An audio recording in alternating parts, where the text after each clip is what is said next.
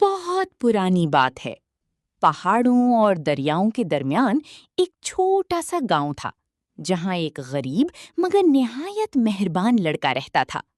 اس کا نام ارہم تھا۔ ارہم کے پاس دولت نہیں تھی، لیکن اس کا دل محبت اور رحم سے بھرا ہوا تھا۔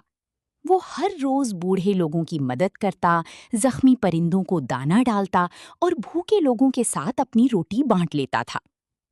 گاؤں کے باہر ایک قدیم باغ تھا جسے لوگ مہربانی کا پرانا باغ کہتے تھے۔ کہتے ہیں کہ صدیوں پہلے وہاں ایک بزرگ رہتے تھے جنہوں نے اس باغ کو اپنی دعاؤں سے برکت دی تھی، مگر وقت کے ساتھ وہ باغ ویران اور خشک ہو گیا۔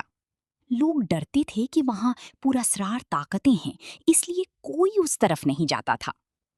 ایک دن ارہم لکڑیاں جمع کرتے ہوئے غلطی سے اس باغ میں پہنچ گیا۔ ٹوٹے ہوئے دروازوں اور سوکھے درختوں کے درمیان اسے زمین میں ایک سنہری روشنی چمکتی ہوئی نظر آئی۔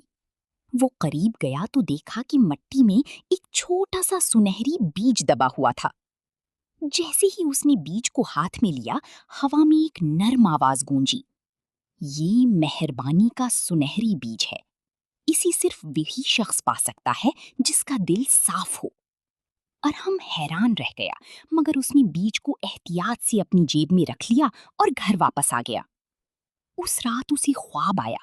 خواب میں ایک سفید داڑھی والی بزرگ اس کے سامنے آئی اور بولے، اگر تم اس بیج کو لالچ کے لیے استعمال کرو گے تو یہ پتھر بن جائے گا، لیکن اگر تم اسے محبت اور نیکی سے سینچو گی تو یہ دنیا بدل دے گا۔ اگلے دن ارہم نے اپنی چھوٹی سی صحن میں وہ بیج بو دیا۔ اس کے پاس پانی کم تھا، پھر بھی وہ روز تھوڑا سا پانی دیتا اور ساتھ ہی ہر دن کوئی نہ کوئی نیکی ضرور کرتا۔ چند ہی دنوں میں وہاں سے ایک سنہرا پودا نکل آیا۔ آہستہ آہستہ وہ ایک بڑا درخت بن گیا جس کی شاخوں پر سنہری روشنی سے چمکتے پھل لگتے تھے، مگر وہ عام سونے کے پھل نہیں تھے۔ جو بھی انہیں کھاتا اس کے دل میں محبت، رحم اور انسانیت بھر جاتی۔ جلد